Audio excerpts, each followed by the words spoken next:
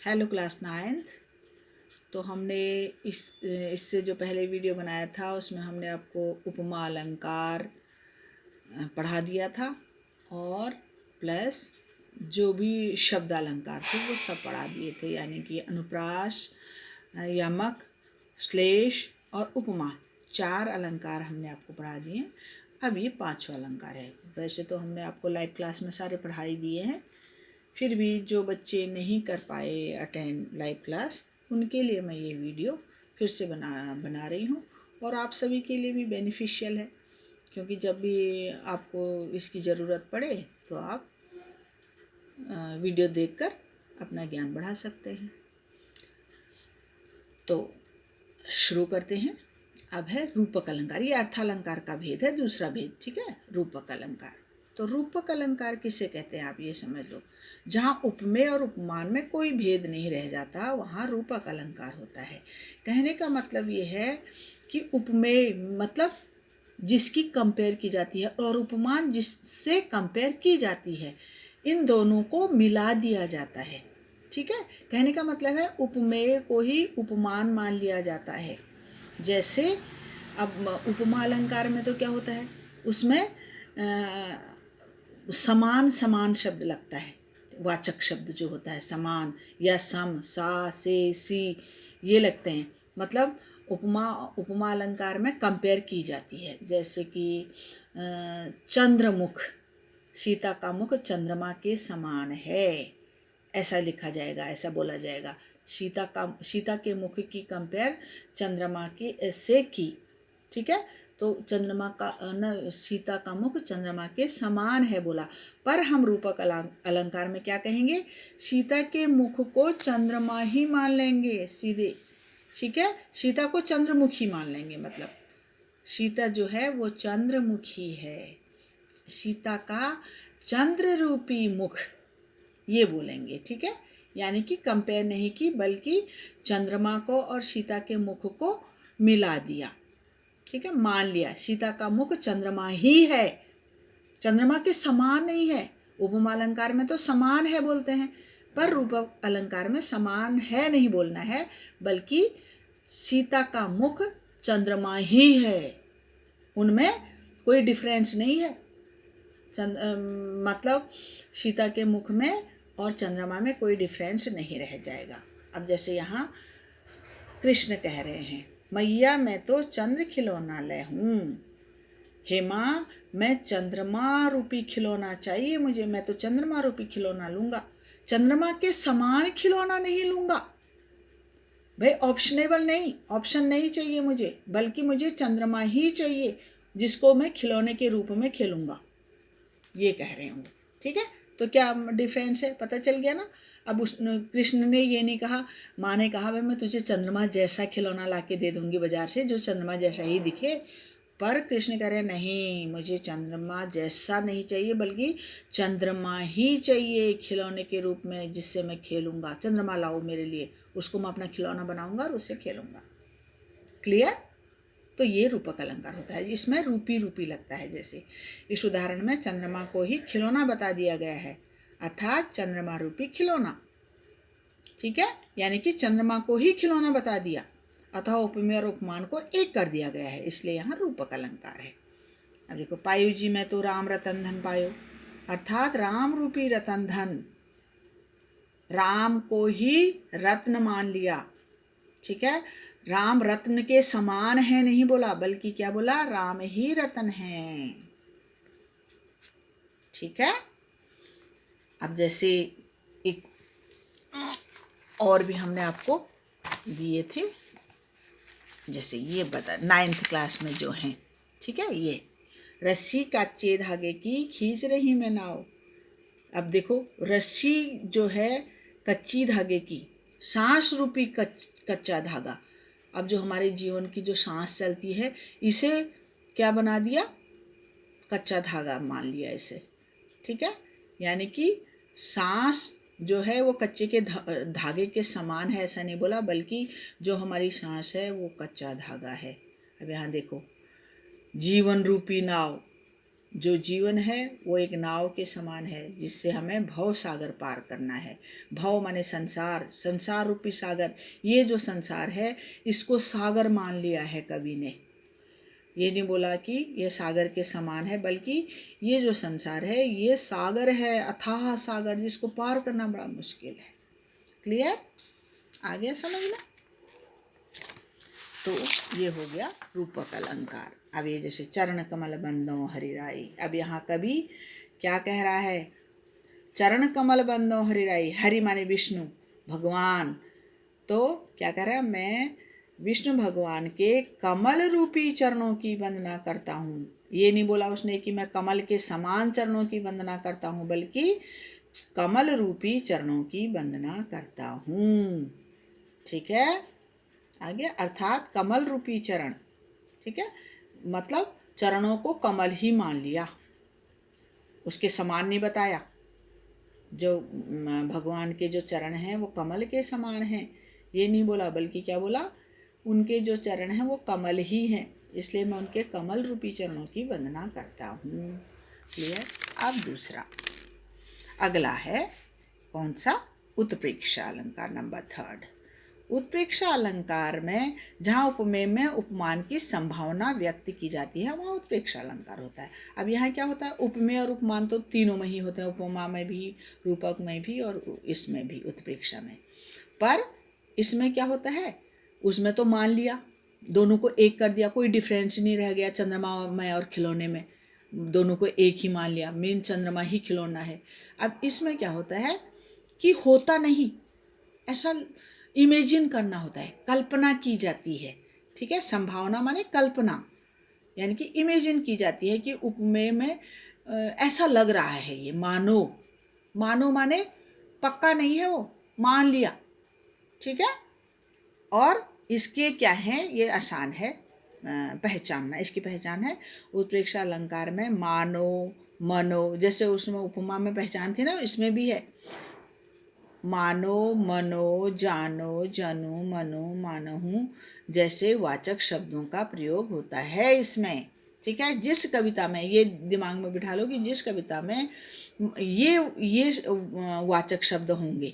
ठीक है, मानो, मनो, जानो, मनो, मानहूँ, और ज्यों, ज्यों भी होता है अभी, ज्यों, तो आप समझ लेना कि ये उत्प्रेक्षा अलंकार है, क्योंकि इसकी कहीं ना कहीं पर जनु या मनु या मानो मनु है। ठीक है, अब देखो जैसे सोहत ओढ़े पीत पट श्याम सलोने गात, मनो नील, ये मैंने कहा था ना मनो होगा उसमें, मनो नील मणि शैल पर आतप परियो प्रभात। अब यहाँ कवि क्या कह रहा है? सोहत ओढ़े पीत पट श्याम सलोने गात, श्याम माने श्री कृष्ण, श्याम के सलोने गात पर, सलोना माने सांवला, गात माने शरीर, श्याम के सांवले शरीर पर पीत वस्त्र, पीत पट माने पीले वस्त्र, पीले वस्त्र ऐसे लग रहे हैं, कंपेयर तो हो रही है पर मान लिया, लग तो नहीं रहे, सच्ची मुच्ची नहीं है वो, बस कल्पना कर रहा है कवि। ठीक है, तो श्री कृष्ण के सांवले शरीर पर उनके पीले वस्त्र, क्योंकि कृष्ण पीले वस्त्र पहनते थे, पीले वस्त्र ऐसे सुशोभित हो रहे हैं, कह रहा है मानो, मनो माने मानो होता है। ठीक है, मानो नीलमणि शैल पर आतप परियो प्रभात, मानो नीले पहाड़ पर, नीलमणि माने नीले पहाड़ पर, शैल माने पहाड़ होता है। ठीक है, मानो नीले रंग के पहाड़ पर सुबह सुबह की धूप पड़ रही हो, प्रभात माने सुबेरा, सुबेरे की फर्स्ट जो धूप आती है, तो ऐसा उसने कल्पना की है कि माना कहने का मतलब है नीला जो पर्वत है वो श्री कृष्ण का शरीर मान लिया उसने, मान लिया। ठीक है, और जो धूप है, धूप पीले रंग की होती है ना, तो श्याम ने कैसे रंग के कपड़े पहने हैं? पीले रंग के, तो उसे ऐसा लग रहा है जैसे सुबह सुबह पहाड़ पर, नीले रंग के पहाड़ पर धूप पड़ रही हो, श्री कृष्ण के ऐसे नीले शरीर पर, मतलब सांवला शरीर जो था उनका, उस पर पीले वस्त्र बहुत सुशोभित हो रहे हैं, धूप की तरह लग रहे हैं, उसने कल्पना की है यहाँ। समझ आ गया? तो आपको तो ये ध्यान रखना है, क्योंकि इतने कविताएं तो आपको आएंगी नहीं, ये वाले जो वाचक शब्द हैं। अब दूसरा देखो, ये, ठीक है, कहाँ गया ये, उस काल मारे क्रोध के तन कांपने, उसका लगा मानो हवा के जोर से सोता हुआ सागर जगा। अब यहाँ कवि कह रहा है उस काल मारे, उस काल माने उस समय, काल माने समय होता है, क्रोध के मारे उसका शरीर ऐसे कांपने लगा था, मानो मानो मानो हवा के जोर से, मानो समुद्र में तूफान आ गया हो, ऐसा लग रहा था। अब ये महाभारत का वर्णन है अर्जुन का। अर्जुन को बहुत क्रोध आ गया था और उसे ऐसा लग रहा था जैसे शांत समुद्र में तूफान आ गया है, हवा का जोर चल गया है, इतना गुस्सा आ गया मानो। अब वो कहीं इसमें अर्जुन का शरीर जो है वो समुद्र नहीं है, वो तो कल्पना कर रहा है, ठीक है। तो उत्प्रेक्षा अलंकार में कल्पना की जाती है। क्लियर। अब अगला वाला है अतिशयोक्ति अलंकार, ठीक है। तो चौथा होता है अतिशयोक्ति अलंकार। अतिशयोक्ति अलंकार वहाँ होता है जहाँ बात को बढ़ा चढ़ा कर, देखो जहाँ किसी बात को बढ़ा चढ़ा कर प्रस्तुत किया जाता है वहाँ अतिशयोक्ति अलंकार है। राई का पहाड़ बनाना कहने का मतलब है छोटी सी बात और उसको बढ़ा चढ़ा कर बता देना।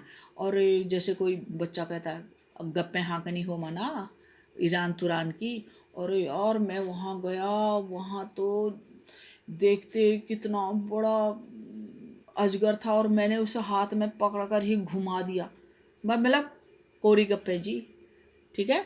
असंभव को संभव बना देना, इम्पॉसिबल को पॉसिबल बना देना, उसे अतिशयोक्ति अलंकार कहते हैं। देखो आप, ठीक है। अब जैसे ये है, ठीक है, अतिशयोक्ति अलंकार।